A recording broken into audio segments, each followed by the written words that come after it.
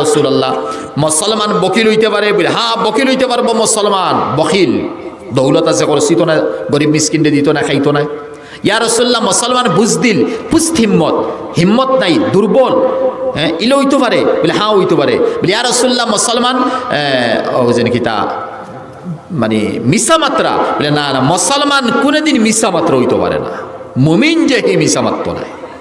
নবীজির হদিসও নিষেধ, মুমিনে মিসা মাত্র নাই। ওখান দেনি সামনে রেখে আমরা আগর মুরব্বী হলে হইতা বড় গান্দা এক মাত এখান হইতা এই বেঈমান হইতা নেই শব্দ ভাই, বুঝাই পারে জ্ঞান মাতিয়ার ভাই, কোনো মাইন্ড করবা না, হইতা এ বেঈমান তেম নকই ও হদিসের সামনে রাখি বেঈমান হইতা খান। নবীজে হইতা মুমিনও তো মিসা মাতে না, তে মিসা মাতিলেও যদি তো ইমান নাই, বলা না বেঈমান শব্দ হই না নি, বেঈমান শব্দ তে বুঝা গেল মিসা মাচ্ছ তোর ইমান নাই, হে বেঈমান, বেঈমান হয়ে উঠছিরা। এই তিন খাম, একটা জালিম বনে গেছি জুলুম চালাইয়ার, মিসা মাতি দিছি, মিসা মাত চলের, হ্যাঁ তাহলে দুনিয়া তো আমার ইজ্জত নাই, আখেরাত তো আমার ইজ্জত নাই। আর 3 নম্বরে দুঃখা,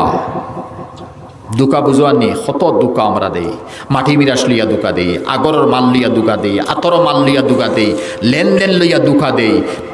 প্যাকেজ বনিয়া পেক করিয়া দেওয়া হয়েছে, নাম লেখা হয়েছে, সাদা খালার দিয়া দুবাই গেছে। এরপরে ফুয়ায় কর বাফে ফোন করে কইতরা, এটা আমরা এরিয়ার মাতমাতিয়ার, বাফে ফোন করে কইতরা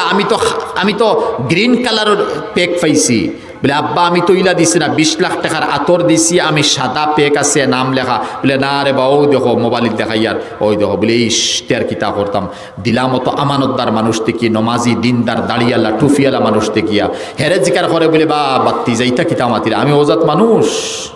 আমি ওলা করিলিম। ইরানি ত্রিপুরাত ফড়া লাগবে, চশমা আনছি না, ত্রিপুরা ইরানি হইল সময় মনে শেষ, মানে বেটায় বেটিরে পাশ লাগাইয়ে মারি দিলে তারা দাব করতে হইবে, আর কেন মসজিদের সাহায্য লাগবে। তে ইরানি বড় খান্দিয়া ই যুবক ফুয়া কলেজের ছাত্র খারবার করা, এটা তো আগর বেশি, আগরের জিও তো আমার হইল হুজুর যেমনি আমার হয়েছে বাড়ি তো আপনার হুজাই নানি, তো আমি তো না করার কথা না, 5-6 বছর আগর মাত হইলাম হুজাই বাড়ি, আমার হইল হুজুর হুজাই রেখমাইশে ওলা দোকা দিস হোক খামন সামলাত ধরবো, খামন সামলাত ধরবো। আমি বললাম ভাই কিতো হয়েছে বলে, অনেক বাজার আছে আর আমি যাইতে নমাজও পড়ি পারে, হইল অন 2তলাত রুম রাখা, আর মাল দেখিয়ে তার বেটার ফসন লাগছে, 1 লাখ টাকার মাল ফসন লাগছে, আমার হলো কার্টন দি লইয়াও, গাড়ি দি লইয়াও, আমি গাড়ি দি লইয়া গেছি, কার্টন দি লইয়া গেছি, লইয়া গিয়ালে হে তার এমন এক ছাল খড়ি খিলে এখানে বুঝছি নারী নিচর তালার সাইটেও ন কার্টন গুনিয়ে হারাইছি, মাত বুঝছনি, আর হারাইয়া তৈছে ই মানুষে বুঝাইছে, এখন দুয়ার খুলতে খুলতে হে লোকালো গিয়ে তৈছে, তৈ তো বাদে কর না ইনো নিচে না, তো তোমার উফরে যাওয়া লাগবো হইয়া, আসলে হে অগু তৈয়া হগু আনি লইছে, আর একটা রাখা আছিল আর মানে মেইন অগু তৈ দিছে, তৈয়া বদলাইয়া হগু আনি লইছে, তার যেন সাইজ মিলছে, আবাদে উফরে লিয়া গেছে, গিয়ালে তো মালিক তো করে করে উঠে, মাল কলিয়ালে হইল ভাই মাল ইটা তো কিছু সাদা মুখা লাগে,